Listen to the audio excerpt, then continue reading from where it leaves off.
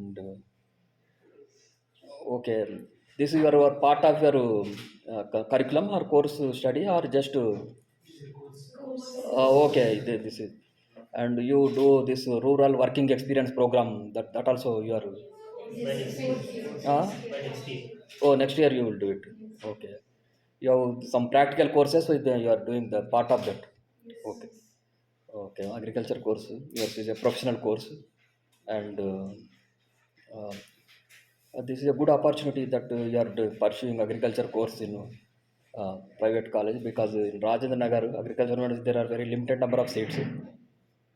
Then what you want to do after your BSc agriculture? Okay, some job opportunities are there, I think. The marketing side and other food processing industries and other areas you will do. Otherwise, you can pursue your post graduation and other. You can go for scientist. As a scientist, you can go ICAR scientist, and ICFR also. Our organization also, they are taking many postgraduates from agriculture background, like entomology, pathology, soil science, and other fields. Their genetics, other fields also are from agriculture courses. They candidates from agriculture background, they are joining our institute, our organization. And you can also choose your career whichever fits suits you, whether you want to go for competitive exams and appear for IFS and other civil service exam, or if you are interested in academics and this research, you can join ICR or ICFR. That is also there. And I think you study many courses. That is the uh, in your agriculture course. I think almost semester system. No, you are having semester system. Almost 8 semesters. You are 8 semesters. I think every semester you study many courses. I think more than 20 courses you are studying. I think you are going to study all, uh, because your agriculture courses mainly related to rural development, especially linked to rural development. That is the, and because agriculture is the backbone of India, and if agriculture flourishes, all other cultures will also flourish. That is, because Telangana is also, you are from Telangana or other states also? Telangana only. Okay, Tamil Nadu also, other states also. Okay, very good. Okay then. Okay, other states they are also, because many states the agriculture courses not offered by private universities. Only in Telangana, I think this university is offering agriculture course. Uh, because in agriculture, I think nowadays this traditional agriculture systems practicing by farmers, but that is not much remunerative. I think farmers they are not getting much remuneration. I think there is a stress, there is a need to diversify our crops, and we have to adapt to high value agriculture crops. I think that will be so there is one hope for um, export to oriented crops and commercial crops uh, that are in demand nowadays, because earlier this wheat, rice, this subsistence farming our farmers were doing regularly, that is not much remunerative.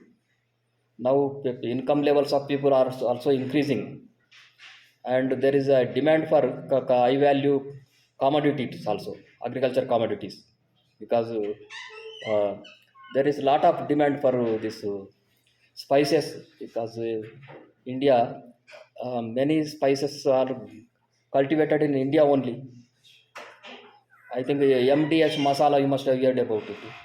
I think they do the billions of our export market in the world, throughout the world, and Indian based these spices they have demand, lot of demand in the international market. Not only that, in India also there is a lot of demand is increasing for high value crops like nuts, fruits, vegetables. They are in high demand nowadays. Cashew nuts, other commercial badam, the almonds and other things. They are commercial crops. They are because high value commodities there after processing, and those have to be promoted. High value agriculture has to be promoted, so that the farmers will also get good remuneration, and it will fulfill the demand of the market. In take for example Hyderabad also, there is a lot of demand for fruits, vegetables. Daily many truckloads of fruits and vegetables they are coming from other states, but we have to increase our potential so that we can produce more this high value crops like fruits, vegetables. Even though there used to be very large these grape gardens around Hyderabad city, but nowadays they have converted into real estate, and this grape Hyderabad grape is famous like that fruit crops there is, but there is a demand for this because our land holdings, as you know, are very less. Because the farmers they can't put more input because they have to put more input. No, our this fruits also they are in high demand in international market also. Like every year we export mango and other fruits, grapes and other fruits. Not only that, these vegetables also, potatoes, onions also we export, and spices we export. A lot of spices we export, and these are the high value commercial crops like our chili, our tobacco. They are also high demand in international market. Our spices they are for that this crop diversification is important, because there is farmer also needs some credit support or uh, credit facility or subsidy, or because the input cost is more for high value agriculture. Because um, our traditional farmers, what they do, this 90% of our area is under wheat or rice only, but very few are cultivating other crops, because nowadays millets also they are finding lot of market in domestic market. This because people, because of this food habits are earlier used to take this millets like bajra, ragi, jowar and other millets we used to take in olden days. They are the healthy foods. They are having more fiber content and less glucose, because nowadays because of the sedentary lifestyle and other thing, this wheat and maize, what is happening, they are uh, in the diabetic patients they find it not a good food for them, and they prefer millet food. But the area has been reduced. Many millets people are not cultivating in rural areas. We have to promote millets also, because government of India is also promoting. Generally, these millets in dry areas, arid areas like Rajasthan, they cultivate this bajra and other millets, and they are good for food. They are nutritiously good food, and we need to conserve our this biological resources also, not only forest resources, genetic resources. This agricultural biodiversity also we need to conserve for ensuring this nutritional security as well as livelihood security. We have to conserve our biological resources, agricultural biodiversity, especially this millet crops have to be promoted, uh, because many areas, in tribal areas, remote to hilly areas, still they are cultivating many traditional rice varieties and other millets crops and other crops. But in most of the areas where irrigation facilities are improved, only wheat to maize they are cultivating, and uh, because it is easy, the input cost is easy, cost of production is easy, and there is a less risk also. If and if they go for these commercial crops like cotton, chili, so if there is a crop failure they will lose heavy losses they incur. There is no insurance facility, I think. If there is some insurance facility is there, people will adapt to these commercial crops. Otherwise how they will adapt to these commercial crops? If some insurance facility is there, they can go for uh, uh, these commercial crops, so that they can take up high value agriculture crops. Not only that, in many areas this agriculture crops they are finding their place in medicines also. many medicinal crops are also being cultivated, and yeah, they have, because this lot of phytochemicals uh, they are produced like aromatic compounds and other this essential oils and other crops, and even oil seeds also. India is deficit in production of oil seeds. We can improve oil seed production. They are high value crops, and pulses also high value crops. Instead of this cereal crops, pulses, there is a lot of demand for in domestic market as well as international market. We can uh, take up high yielding varieties of these pulses and oil seeds. We need to promote them, and millets anyway, these traditional varieties have to be protected, and we have to conserve these millets. If we conserve our biological resources, we can ensure our food security, livelihood security of farmers, and this economic security of the farmers can be ensured. And for that, this agriculture department, they are promoting millets also. Mixed cropping is also important, because they nowadays we promote horticulture, agri horticulture systems we can adopt, so that they can generate fruits as well as this we can promote simultaneously. They can produce both agriculture crops and fruit crops. That will be a good option. And there is a coming to animal husbandry, because you are not veterinary graduates, but agriculture is related to animal husbandry also. We can't separate animal husbandry from agriculture, and both livestock cultivation and crop cultivation should go together. They can't separate this livestock. Livestock, this includes cattle and milk production, because milk is high demand. Milk and milk products and milk processing industries, and uh, they are export oriented, as well as domestic market is having a lot of potential for milk and milk products.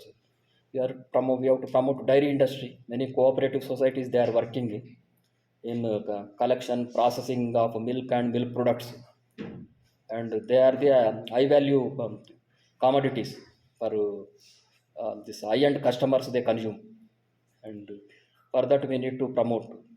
Even for fruit crops and this vegetable crops, people, the farmers, they are hesitating to take up, because there is no storage facilities, there is no transport facilities, there is no market facilities. You have to establish market linkages. The farmers in and around Hyderabad city, they may grow and bring to Right Bazaar, and they may sell these fruits and vegetables, but they are not cultivating in a large commercial scale, because their land holdings are less, and there is no corporate farming type of thing. And if we establish some market linkages, and then there is a farmer can take up these vegetable crops, because there is risk is involved if there is no market. Because as you find during high production season, like many tomatoes they grow, and they could not the rates will fall, and they will not fetch the prices for tomatoes, and the farmers will incur loss during the crop season.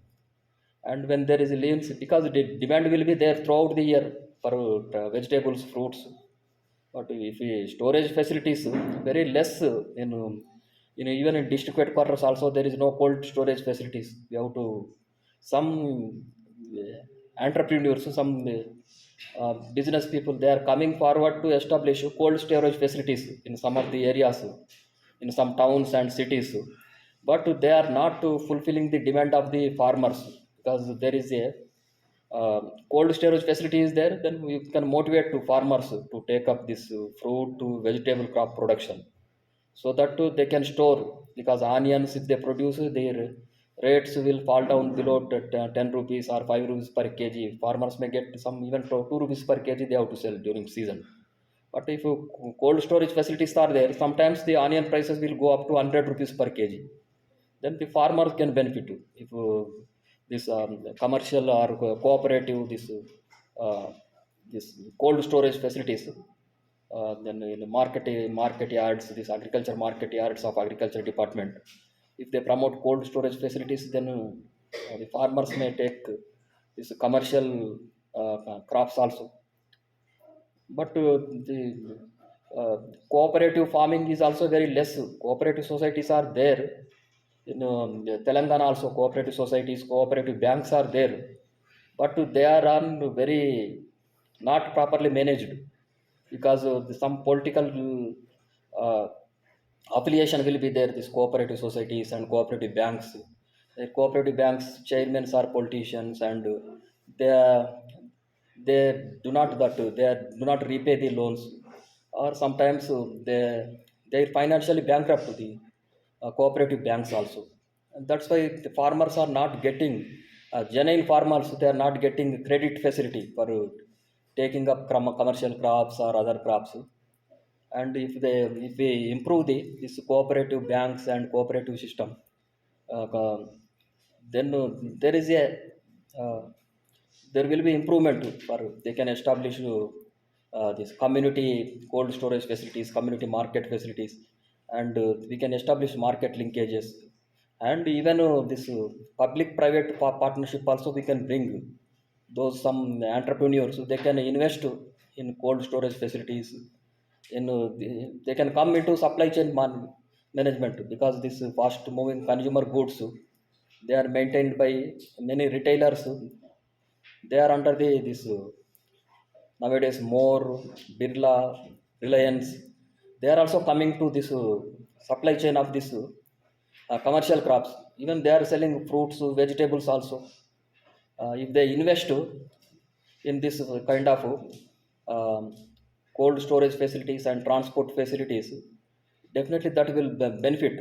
But government take initiative to take up, because if there is a, generally this is a semi-arid region, Telangana is a, but some if irrigation facilities improve, then definitely they will go for this wet crops. And if they get more, but for that also sometimes the minimum support prices are there for rice and some other crops, few crops. But many commercial crops are, they are market driven only. Market, if there is market, prices are there, then people will come forward to cultivate.